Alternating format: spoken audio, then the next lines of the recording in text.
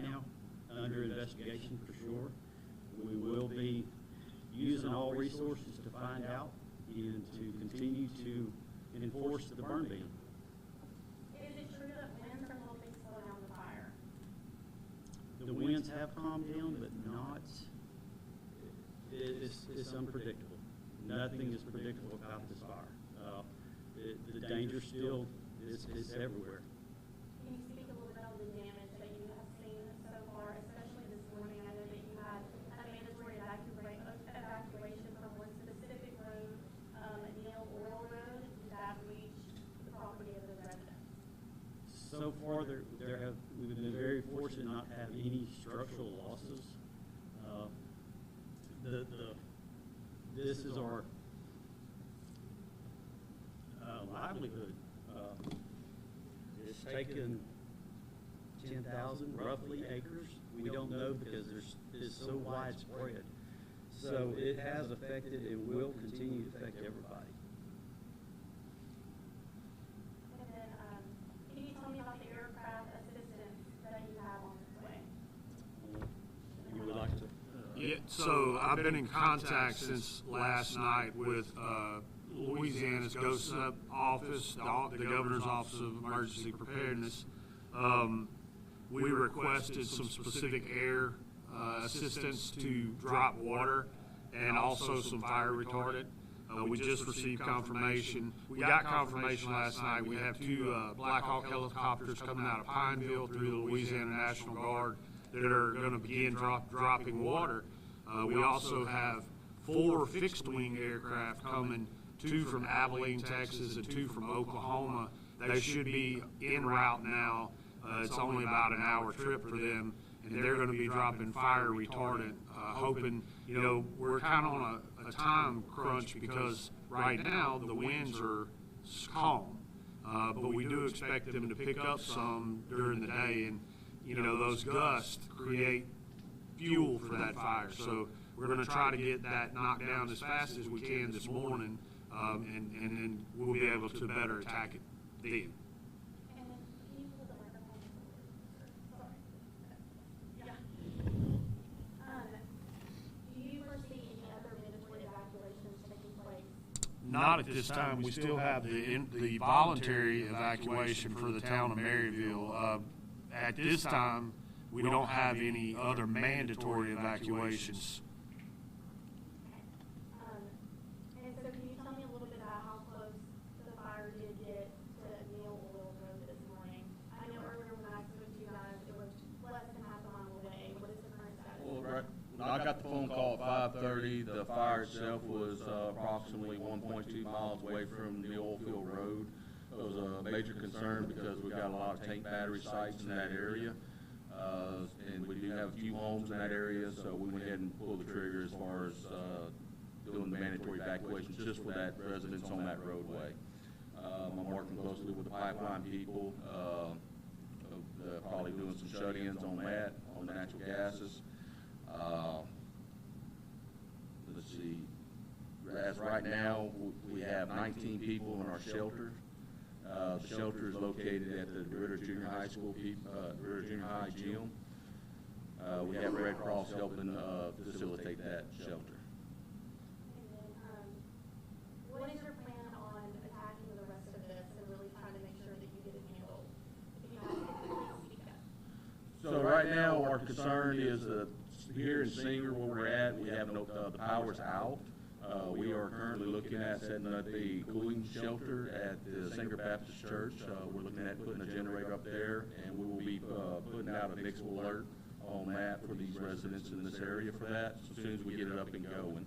Red Cross and different organizations are going to be helping us out on that, is keeping them, getting food and water to them. As far as attacking it, we're going to continue monitoring and working with each and every agency that's here on the ground. We're continuously meeting at least 3 times a day, trying to get a plan, trying to figure out where this fire is going. I can tell you right now, if we decide if we're going to do any other mandatory evacuation, we will be sending out through our initial alert. We don't foresee that to happen. I'm hoping that we can end all this by the end of the day, but we're going to see. Hopefully these planes that's going to come in and Black Hawk's going to help with fire. Is there any donations that you need from people in surrounding parishes? As of right now, we are doing good with the assistance that we're having with the donations from the community. We are doing great on that with the Red Cross, I believe the Men's Baptist Association, if I'm not mistaken. The Beauregard Baptist Association is also bringing in some assets to help feed and water the communities at this time. And then how has the forestry service helped take part in getting the fire under control? Oh, absolutely. As right now, I believe we have 10 dozers activated. 12. We've got 12 dozers activated fighting this fire as we speak. So forestry has been a great big help, and also help planning on how we do the evacuations, and also coordinating with the fire departments where to set up to help battle these hot spots. And so what has been your part in also helping battle all the hot spots? We responded into this as a mutual aid request to Beauregard District Court yesterday. We worked in a coordinated effort to minimize any damage, locate homes that may be affected, and make sure people were warned ahead of time. And then we worked throughout the night and today as part of the coordination team to ensure that we have resources on the ground. Should we have any flare-ups, we have the ability to be able to extinguish those. And we're here to help Beauregard Fire District 1 in any way they need. I will have to echo the thoughts of Scott, is that the Forestry Service has been a major player in this response. I've been a fire chief for 30 years. The first time I've seen 12 dozers on a fire call. And they have worked tirelessly, not only on this fire, they have been all over the region every day. So we got to give a hats off to those guys. They are making a difference on these fires that we're having to fight, because we don't have the resources that the state brings to bear to fight these fires. And is there anything that you would like to stress to the public about how easily these fires can start, especially with the condition that we have right now here in Beauregard Parish? So I can start with that. The morning that this fire broke out, I had pulled numbers since the burn ban was put into effect just for Beauregard Parish, and we were at like 135 fires just for that period of time. We're well up over 140 now, because this is not the only fire that's going on. I can't stress enough, from a law enforcement standpoint, we're to the point where we have issued these notices and advisements, and recommendations. If we can catch somebody setting an intentional fire, there'll be serious consequences for that.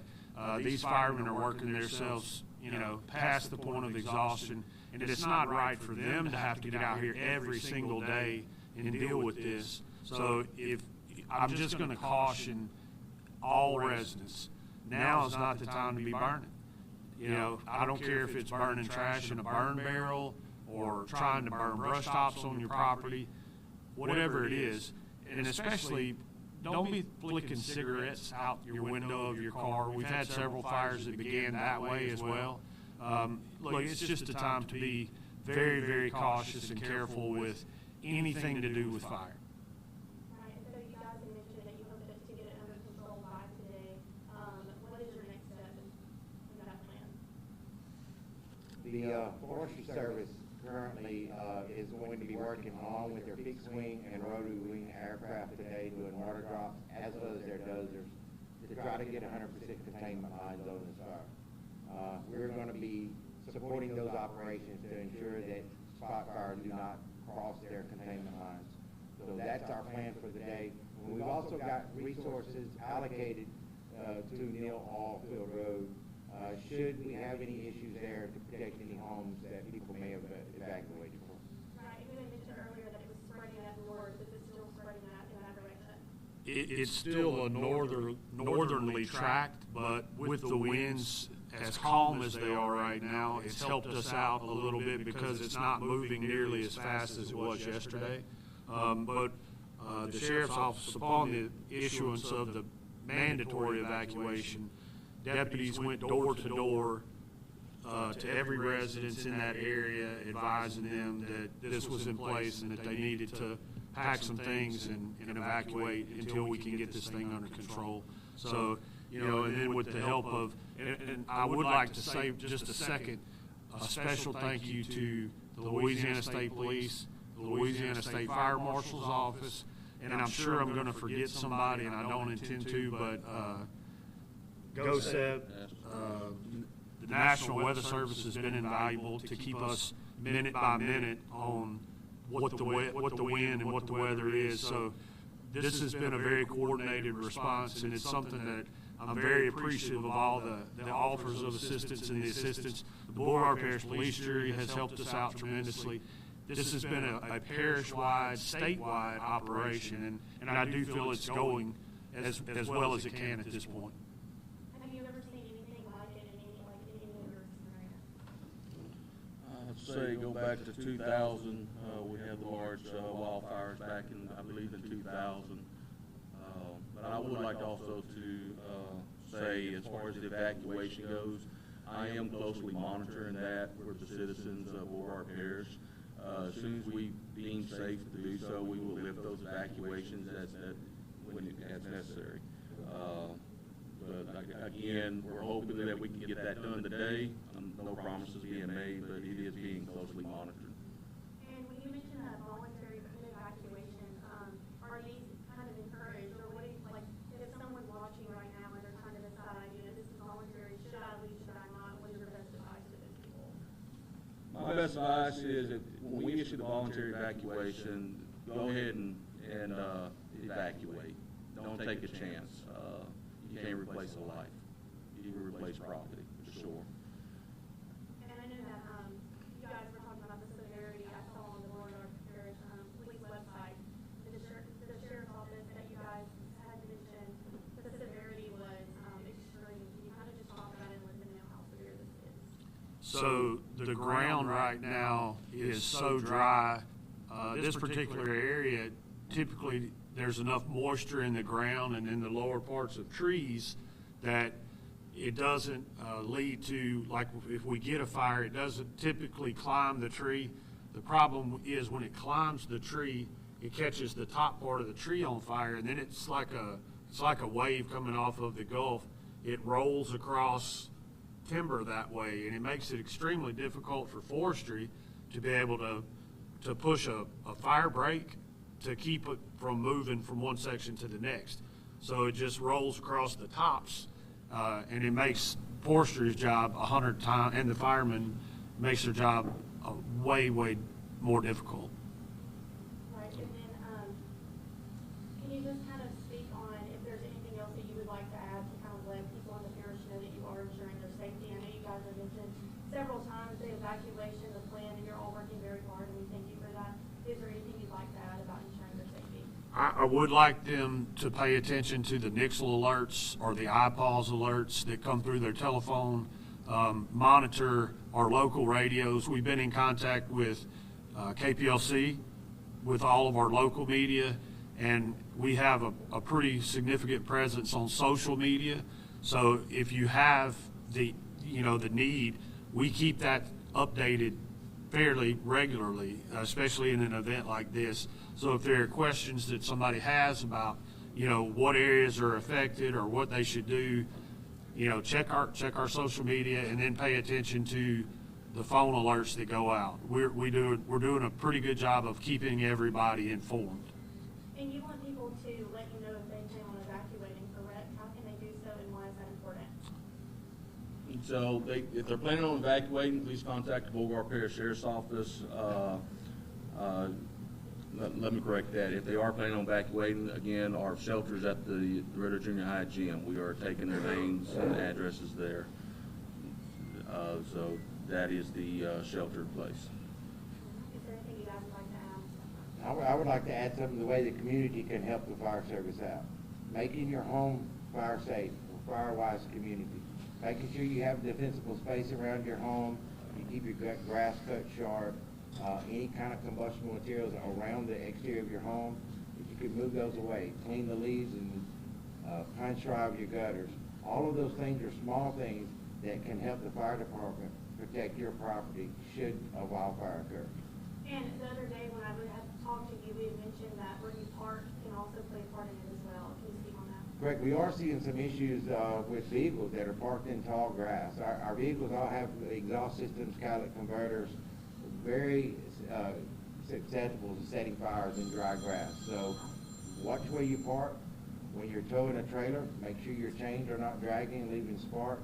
Anything that can create mechanical sparks. If you're outside working, welding, using a cutting torch, anything like that, make sure you have a water source available and you're able to extinguish a fire should it occur. And just a little help from the community, is there anything that they can kind of watch out for to know when to call and let you guys know, hey, maybe it's spreading in another direction? Like, when should they know when to call? If they see fire, if they see flame, just be cautious, be aware of your surroundings. And then one last time, can you tell me what time you got the phone call? The initial was Monday night, approximately around 9 o'clock. That was the first call. Is there anything else you guys would like to add? I would say that another good source of information would be the National Weather Service. I'm sure that they keep their website up to date and up to speed. If you have questions about that, you can always refer to their website as well. Thank you, guys. Thank you.